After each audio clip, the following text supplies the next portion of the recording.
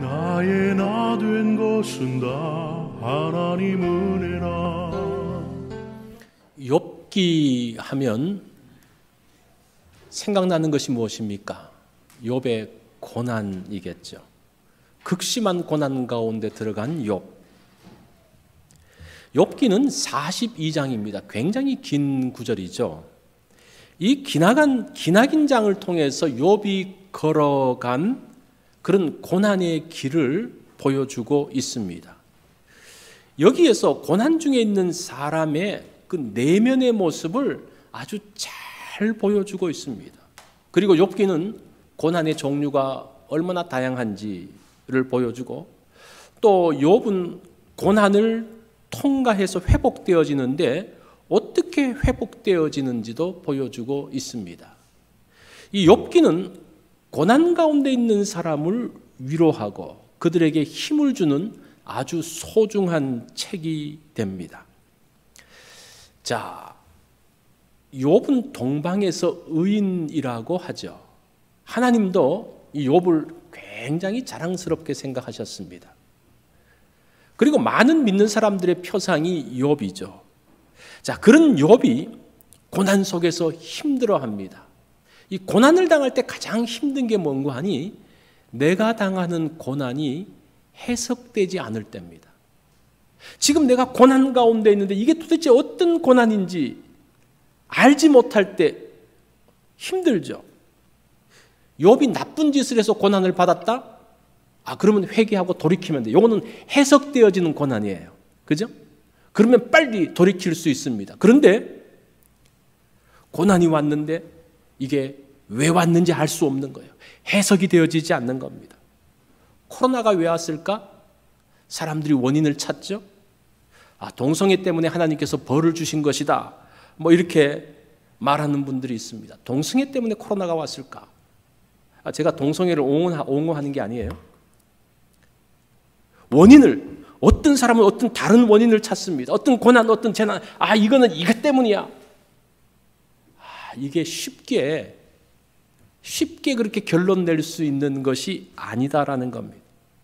어떻게 보면요, 욥의 고난은 어디서부터 온 겁니까? 사탄에서부터 왔어요. 그죠?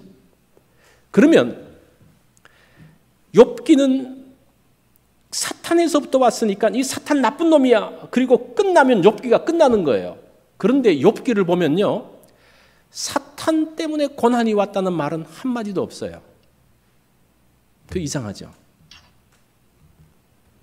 욥기의 주요 관심이 무엇인가 하니 나에게 당하는 고난이 무엇인지를 해석하는데 대부분의 지면을 할애하고 있습니다. 욥은 자신에게 온 고난이 해석되어지지 않습니다. 친구들이 와서 해석을 해주죠. 그 해석에 대해서 동의할 수가 없습니다. 그러면서 논쟁이 계속되어지죠. 엘류가 와서도 이야기를 합니다. 고난이 해석되지 않죠. 나중에는 하나님께서 그 고난에 대한 것들을 해석하면서 그 문제가 끝나게 되어지죠. 그때 욥은 자신에게 온 고난의 의미를 알게 됩니다. 고난이 해석되면 길을 찾을 수 있고 그것으로 고난이 마무리되어집니다. 그래서 욥기는 어떤 내용인가 하니 고난에 대한 해석을 담고 있습니다. 그런 면에서 욥기는 고난당하는 사람들에게 소중한 길잡이가 되는 책이 될 것입니다. 자, 오늘 본문은 제가 2장만 읽었지만 사실은 42장까지 전체 본문이에요. 그래서 오늘 욥기를 전체를 설명할 건데 그렇다고 너무 길게 하지 않게 간단하게 하는데 여러분들이 오늘 욥기의 내용 전체를 그려갈 수 있는 오늘 그런 복된 날이 될 것입니다. 이 욥기는 고난의 다양한 모습을 담고 있습니다. 욥의 고난이 어디서부터 옵니까? 첫 번째 고난은 뭐로부터 옵니까? 물질적인 고난, 물질적인 어려움이 오죠. 많은 경우에 고난의 첫 번째 단계는 물질적인 부분들입니다. 물질적인 어려움, 또 그 가운데서의 어떤 힘든 것들.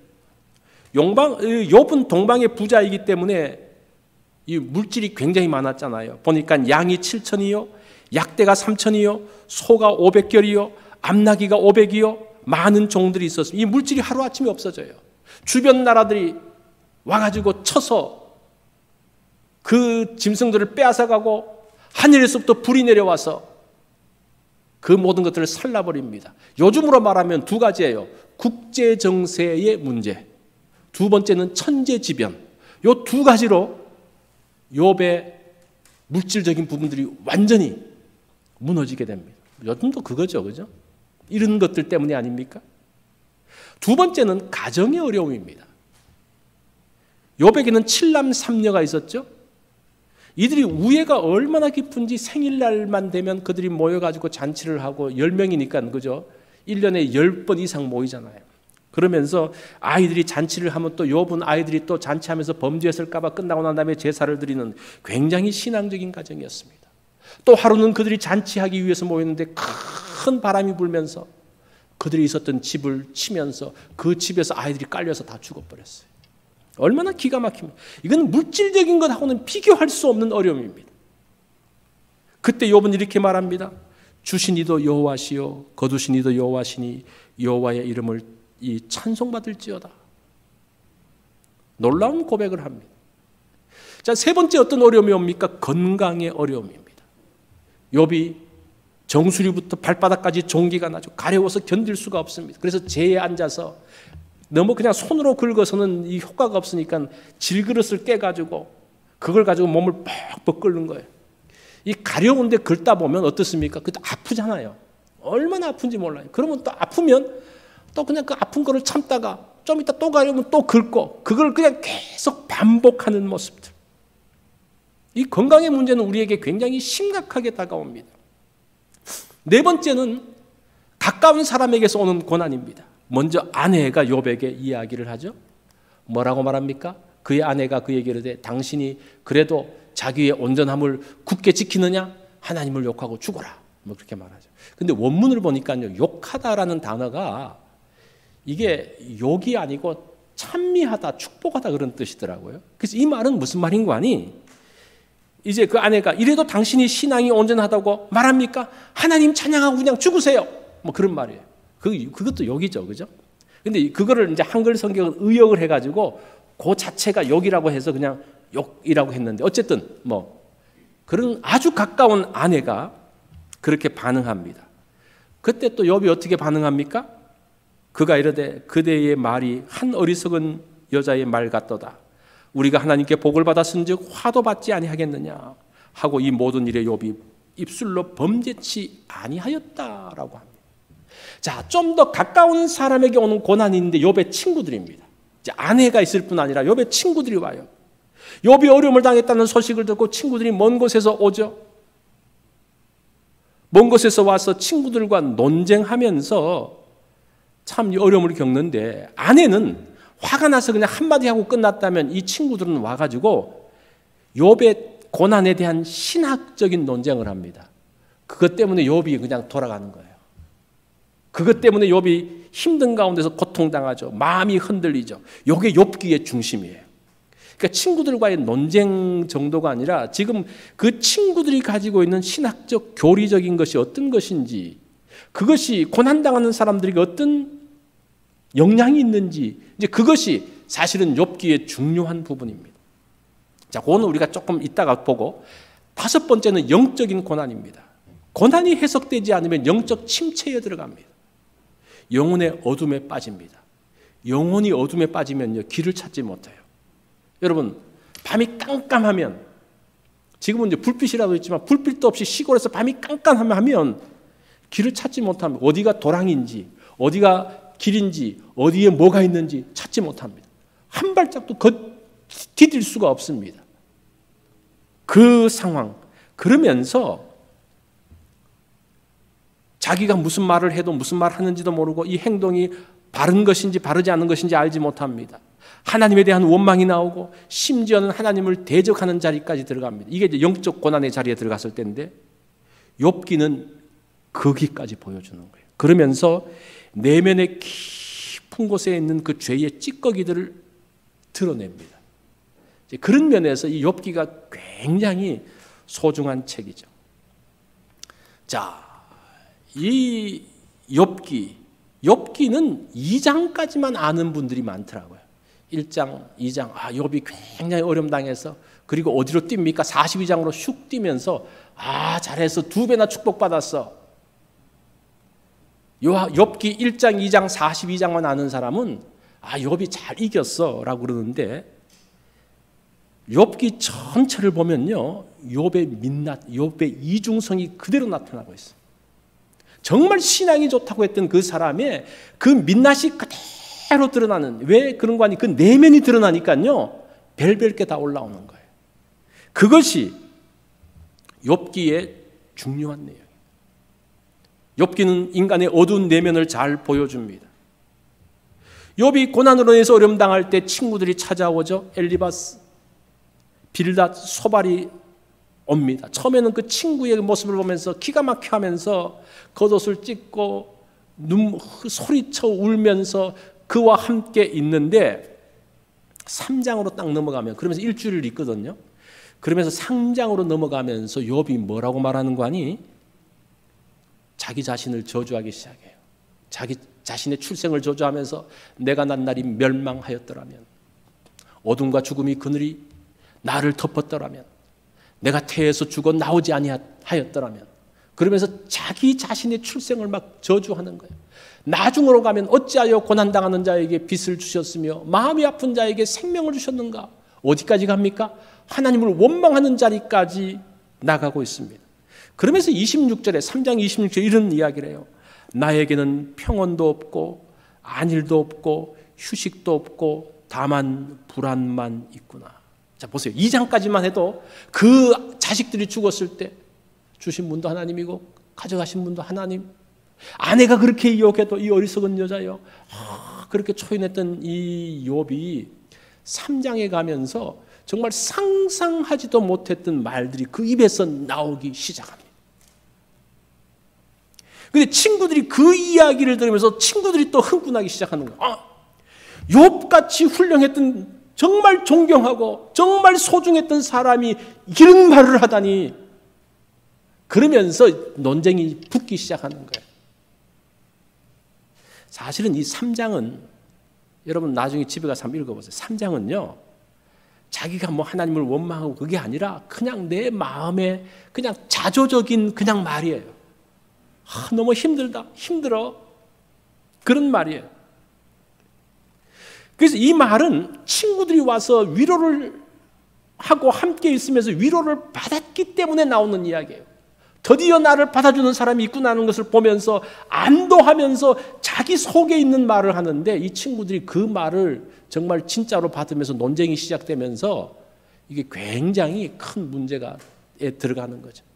사실은 3장과 같은 그런 고난당하는 사람들에게 3장과 같은 불평, 원망이 나올 때 우리가 그것들을 그냥 받아주는 게 중요합니다. 이걸 큰 의미를 두지 말고 이 사람이 그래도 나를 보면서 위로를 받구나, 그래서 자기 속마음을 이해하게 하구나, 그렇게 해야지. 그 내용을 가지고 신학적으로 따지기 시작하면요 아주 복잡해집니다. 지금 이 문제가 욥기 4장부터 나오는 그런 내용이죠. 자, 엘리바스가 욥이 하는 말을 들으면서 그렇게 이야기해요. 이제 그 고난에 대한 해석들을 해줍니다. 엘리바스가 그렇게 이야기하죠. 4장 7절, 생각하여 보라. 죄 없이 망한 자가 누구냐? 정직한 자의 끊어짐이 어디 있느냐? 내가 보건대 악을 밭갈고 독을 뿌리는 자는 그대로 거둔다. 자연의 법칙을 이야기해요. 이걸 인과 응보라고 합니다. 원인이 있으면 결과가 나온다는 거예요. 이걸 또 상선벌악이라고 이야기합니다. 선을 행한 사람에게는 상을 주고 악을 행하는 사람에게는 벌을 주는 상선벌악, 그 원리를 가지고 이야기를 하는 거예요. 8장 4절에서 빌닷은 똑같이 인과응보를 이야기하면 더 심각한 이야기를 합니다. 네 자녀들이 주께 죄를 지었으므로 주께서 그들을 그 죄에 버려두셨나니. 지금 자녀들이 죽은 건 뭐 때문에 죽었다는 겁니까? 자기 죄 때문에 죽었다는 거예요. 그러니까 이 욥이 이게 돌아갑니까? 안 돌아갑니까? 뭐 정신 차릴 수 없는 거예요. 그러면서 그냥 논쟁이 딱 붙기 시작합니다. 그런데 여러분 잘 보세요. 이런 인과응보의 원리가 사탄의 논리예요. 사탄이, 하나님께서 욥을 자랑하니까 사탄이 뭐라고 말합니까? 욥이 어찌 까닭없이 여호와를 하나님을 경외하리까, 그렇게 이야기해요. 인과응보예요. 욥이 받은 게 있으니까 하나님께 그렇게 대하는 거지. 그러니까 우리도 모르게 사탄의 논리 가운데 들어갈 때가 있다는 사실들을 여러분 조심해야 돼요. 이 엘리바스를 비롯한 그 모든 친구들이 그랬다는 것을 우리가 알 필요가 있습니다. 고난받고 어려움 당하는 사람을 인과응보의 잣대로 평가하면요, 문제가 생깁니다.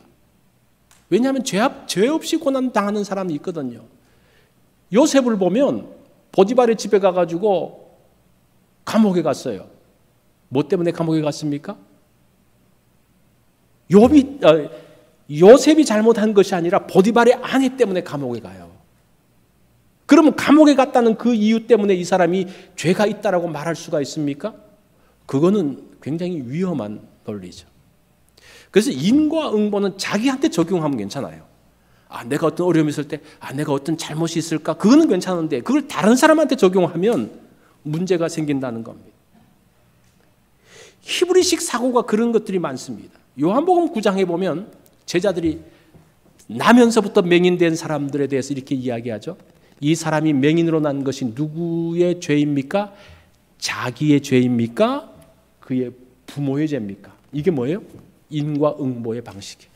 이 사람이 지금 앞을 못 보는 사람인데 도대체 이 사람은 누가 죄져가지고 이렇습니까? 부모입니까? 자기입니까?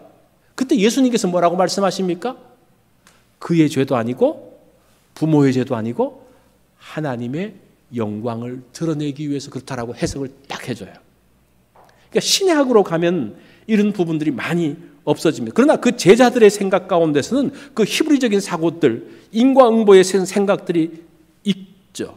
자, 두 번째 해석은 신비적 체험을 통한 해석을 말하기도 합니다. 이 엘르바스가 4장 13절에 그렇게 이야기해요. 자기 체험을 이야기합니다. 사람이 깊이 잠들 쯤에 내가 그 밤에 환상을 봤다라고 이야기를 하면서 그때 내가 조용한 중에 한 사람의 목소리를 들으니 사람이 어찌 하나님보다 의롭겠느냐? 사람이 어찌 그 창조하신 이보다 의롭겠느냐?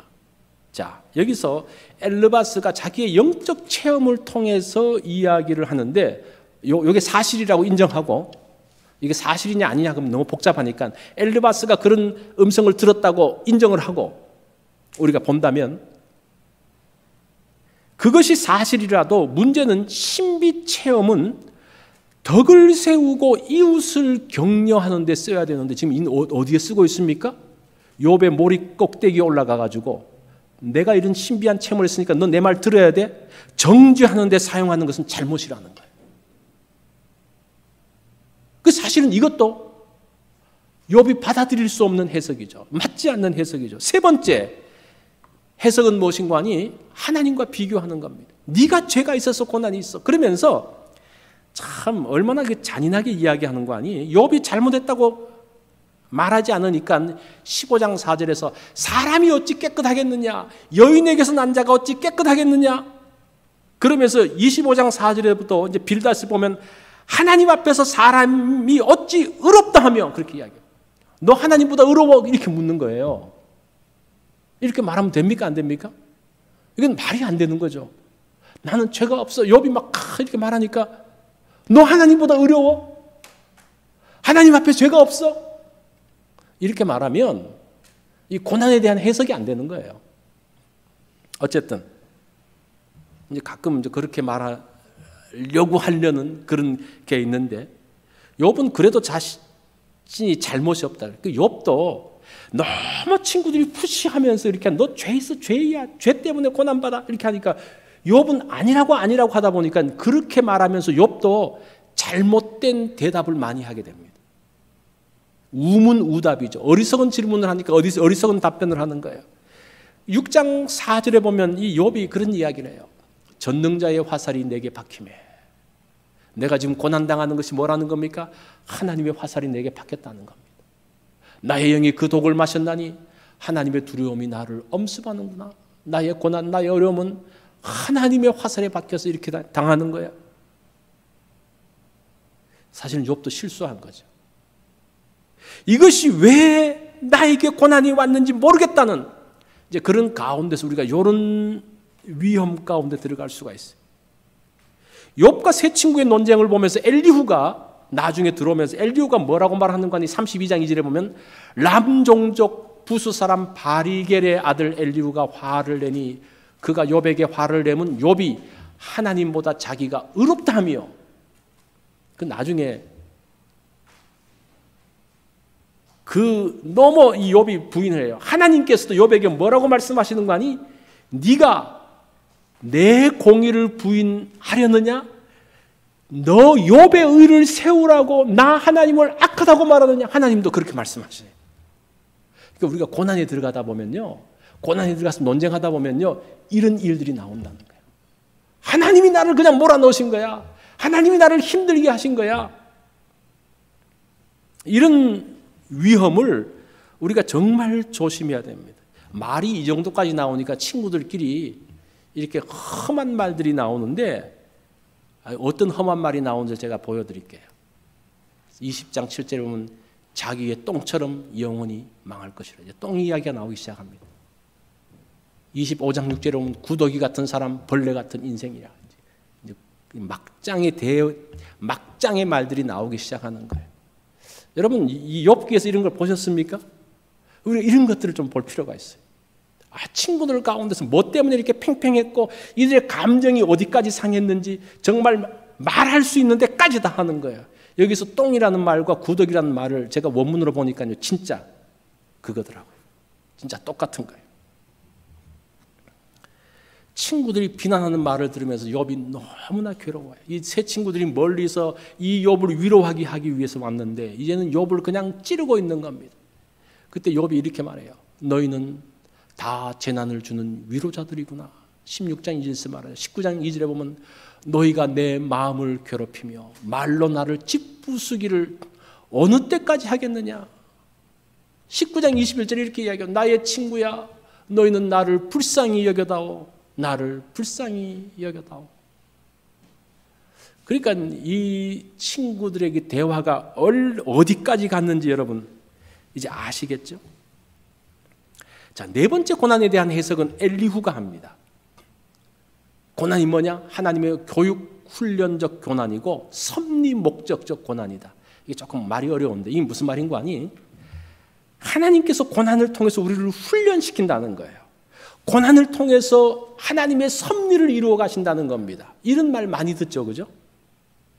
그 이야기를 해요. 그러면서 잘 될 때는 하나님께서 속삭이시고 고통 가운데서는 하나님께서 크게 말씀하신다. 이게 다 그런 내용이에요. 하나님께서 고난 가운데 우리에게 말을 거시는 것이다. 엘리후가 고난에 대한 해석을 하고 있습니다. 그래서 이 고난을 통해서 하나님이 하신 일들을 봐라. 억울함에만 매달려 있으면 고난 기간 내내 자기 변명만 하다가 그냥 끝나버려. 하나님의 이루시는 것들을 보라. 이게 굉장히 좋은 말이죠. 사실은 바울도 고난을 하나님의 섭리를 이루는 과정으로 생각을 했습니다. 그래서 이해되진 않지만 한 걸음씩 나가다 보면 하나님의 섭리가 무엇이고 하나님이 의도하신 바가 무엇인지 알 수 있다라고 말합니다. 그래서 이것을 창조적 고난, 건설적 고난이라고 말하기도 합니다. 고난은 하나님께서 우리를 성숙시키시고 다듬어 가시는 과정입니다. 그런데 고난 당할 때는 그것을 느낄 수가 없어요. 고난 당할 때 그런 말을 하면요, 어떤 생각이 드는 거, 어떤 말을 하는 거 아니? 나 하나님 일 크게 안 해도 괜찮으니까 그냥 내버려 두시면 좋겠어. 뭐 그런 말을 하죠. 내가 크게 쓰임 받지 않아도 될 거니까 그냥 나 좀 내버려 두면 좋겠어. 이 말도 사실은 실질적으로 이해가 되지 않는다는 거예요. 위로가 되지 않는다는 거예요. 자, 그런데 이 욥의 회복은 하나님을 만나면서 이루어집니다. 아무리 많은 논쟁을 하고 좋은 말을 해도 깨닫지 못하면, 그러다 보니까 말을 하면 할수록 더 감정이 상하고 더 마음이 상하고 힘들어지는 욥의 논쟁, 마지막인 31장, 이제 31장까지 욥과 친구들의 논쟁이 있고 32장부터는 엘리후의 말이 나오는데 31장을 보면요, 욥이 자기가 결백하다는 것을 그 케이스 바이 케이스를 두면서 쫙 이야기하는데 그걸 들으면요 눈물겨워요. 자기 변명하는데 정말 눈물겹게 나 이런 사람이야 제발 믿어줘. 정말 그런 게 느껴질 정도로 31장이 그런 내용들이 담겨져 있습니다. 그러면서 나는 잘못이 없다고 하던 그 욥이 드디어 잘못을 고백하는데 38장 이후에서부터 잘못을 고백해. 38장에 하나님이 등장입니다. 자, 거기 보면 하나님께서 욥에게 오셔서 하나님께서 고난당하는 사람을 접근하는 방식을 우리가 잘 볼 필요가 있어요. 하나님께서 오셔가지고 너 욥 잘했어 잘못했어 누구 잘했어 잘못했어 그런 말씀하지 않고 하나님께서 하시는 말씀이 네가 하나님을 아느냐 그 이야기를 해요. 네가 하나님을 아느냐? 그러면서 38장부터 창조에 대한 이야기를 합니다. 내가 땅에 기초를 놓을 때에 네가 어디 있었느냐? 네가 깨달아 알았거든 말할지어다. 누가 그것의 도량법을 정하였는지, 누가 그 줄을 그 위에 띄웠는지 네가 아느냐? 그것의 주추는 무엇 위에 세웠으며 그 모퉁이 돌은 누가 놓았느냐? 하나님의 창조에 대한 이야기를 쫙 합니다. 그리고 욥에게 질문을 해요. 40장 2절에 보면 트집 잡는 자가 전능자가 다투겠느냐? 하나님 참 이렇게 말씀하시는 게 트집 잡는 자가 전능자가 다투겠냐? 지금 욥이 어떤 사람이라는 겁니까? 트집 잡고 있다는 거예요. 하나님을 탓하는 자는 대답할지어다. 이야, 하나님을 아느냐? 그러면서 욥에 대해서 확 찔러주죠. 트집 잡는 자, 하나님을 탓하는 자. 그러니까 욥이 뭐라고 말합니까? 40장 3절에 보면 욥이 여호와께 대답하여 이르되 보소서 나는 비천하오니 무엇이라 주께 대답하리이까 손으로 내 입을 가릴 뿐입니다 라고 합니다. 자, 하나님을 직접 본 적이 있습니까? 하나님을 직접 본 적이 있는가? 스스로는 자신을 볼 수가 없어요. 거울을 통해서만 볼 수가 있습니다. 큰 스승을 만나면 자신이 보이기 시작합니다. 나 혼자만 똑똑하다고 했던 사람이 정말 큰 스승을 만나면요 자신의 존재가 어떤지 보이기 시작해요. 그리고 전문가를 만나면 내 실력이 어떤지가 다 드러납니다. 그렇죠? 내가 잘한다는데 진짜 전문가가 딱 오면요 내가 너무 보잘것없는 내 모습이 그대로 다 드러나요. 절대자를 만나면요 내 내면의 모습이 그대로 다 드러납니다. 지금 이게 그 내용이에요. 하나님을 만났다는 것이 뭡니까? 우리가 그냥 큰 스승이나 전문가를 만난 것과는 비교할 수 없을 정도로 그 절대자를 만나면서 자기의 온 것, 내 속에 숨겨진 깊숙이 숨겨진 나도 알지 못하는 그 모든 것들이 쫙 다 드러나는 거예요. 그러면서 욥이 자기 자신을 보게 됩니다. 그 전까지는요 친구들하고 논쟁할 때는 그게 보이지 않았어요. 그러면서 나는 죄가 없다라고 이야기했습니다. 그런데 하나님 앞에 딱 서는 순간 자신의 그 모든 것들이 다 드러나기 시작합니다. 42장 5절로 6절에 보면 욥이 이렇게 고백하죠. 내가 주께 대하여 귀로 듣기만 하였사오나 이제는 눈으로 주를 보옵나이다. 그러므로 내가 스스로 거두어드리고 티끌과 제 가운데 앉아 회개하나이다. 자, 하나님을 본 것, 하나님을 본 경험, 들어서 알던 것과는 다른 경험이죠. 눈으로 보는 내 심령이, 내 영혼이 하나님을 만난 것을 이야기합니다. 하나님의 그 거대한 손길, 하나님의 절대 주권 앞에 서면 자신의 모습들이 너무나 초라한 내 속에 있는 것들이 다 드러난, 그러면서 고난의 문제가 무엇인지 깨닫기 시작한다는 겁니다. 그러면서 아는 거예요. 사실은 귀로 듣는다는 것은 내 이성적인 영역이라고 말할 수 있을 거예요. 내가 책으로 보면서 들으면서 내가 판단하고 해석하면서 듣는 것이 귀로 듣는 것이라면, 눈으로 보는 건요 내 사고가 작동하지 않는 그냥 하나님의 절대 영역에 딱 들어가는, 나의 어떤 판단력은 다 멈춰지고 정말 그 하나님의 거대한 앞에서 그냥 아무 말도 하지 못하고 그 앞에 팍 엎드리는, 여러분 그런 경험을 해본 적이 있습니까? 그게 지금 욥이 말하는 눈으로 본다는 것입니다. 저는 이런 경험을 해본 적이 있습니다. 제가 말씀을 듣는데요, 하나님이 막 느껴지기 시작하는 거예요.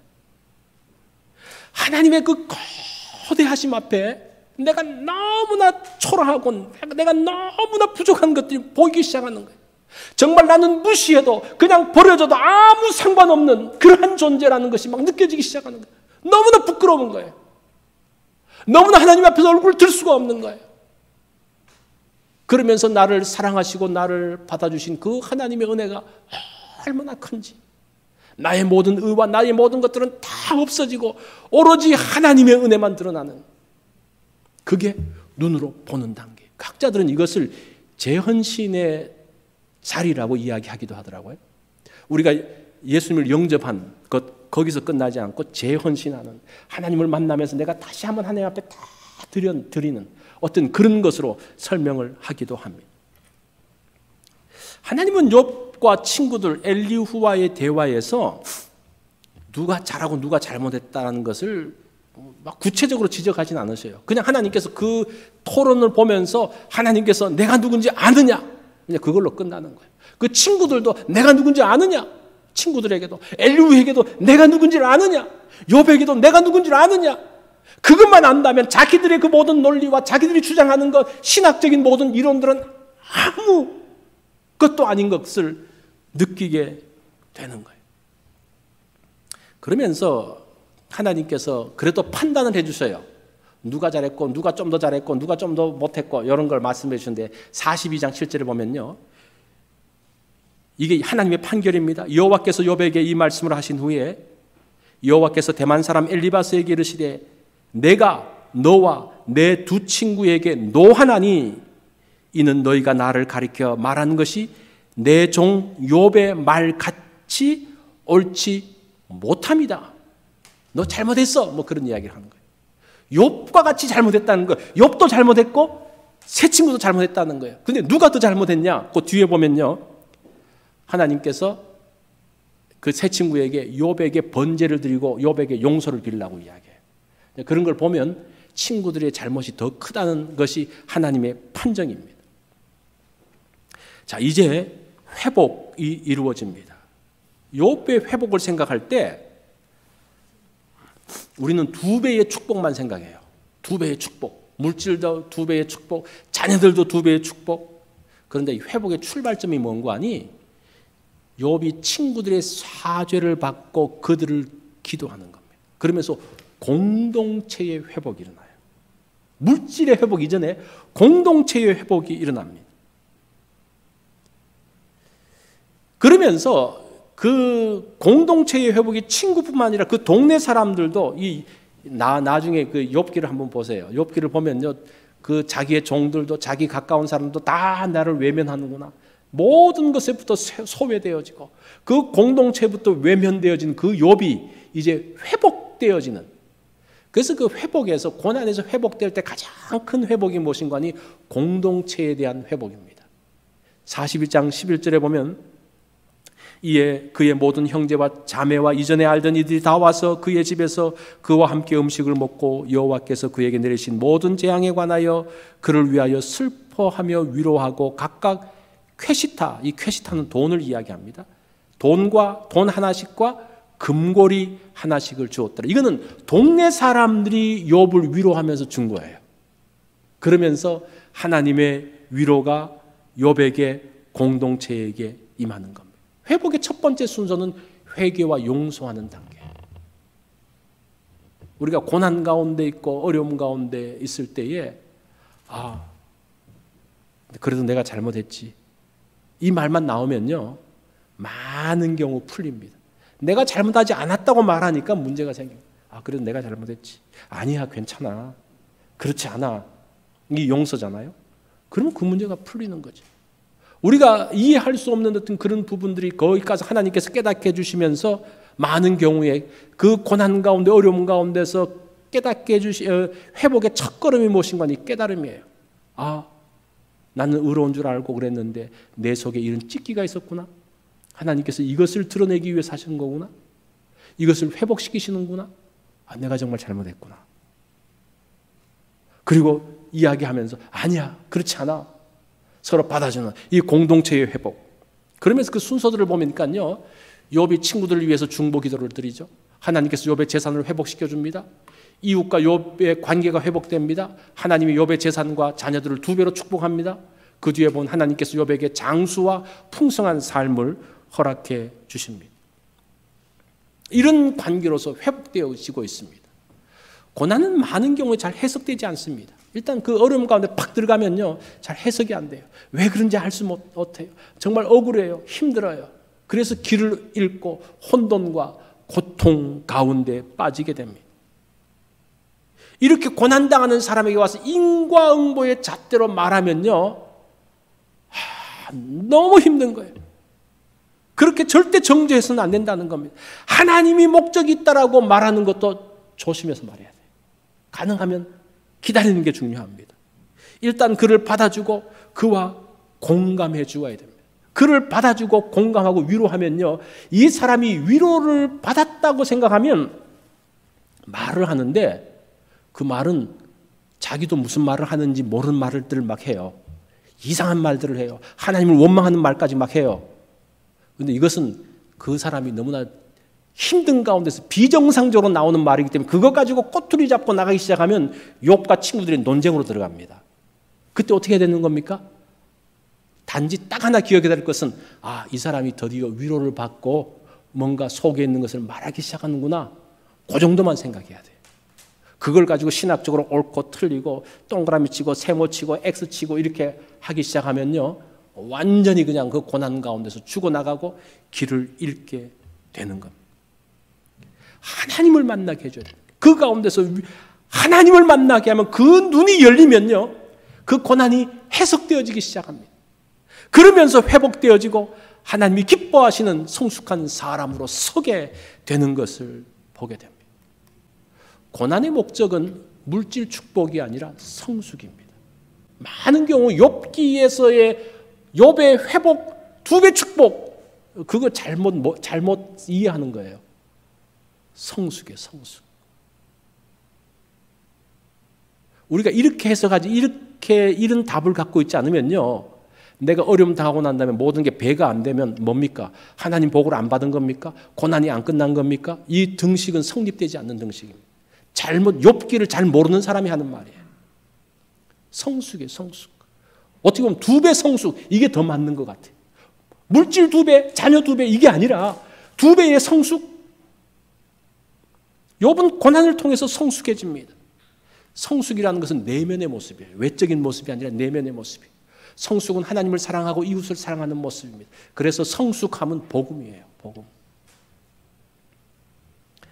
그래서 고난은 복음으로 들어가는 문이 됩니다. 하나님을 만나는 문이 되어지고, 고난 속에서 이것을 기억하면 우리는 길을 잃지 않습니다. 비로소 나의 고난이, 그럴 때 나의 고난이 비로소 해석되어지기 시작합니다. 이것이 욥기를 통해서 주시는 말씀이에요.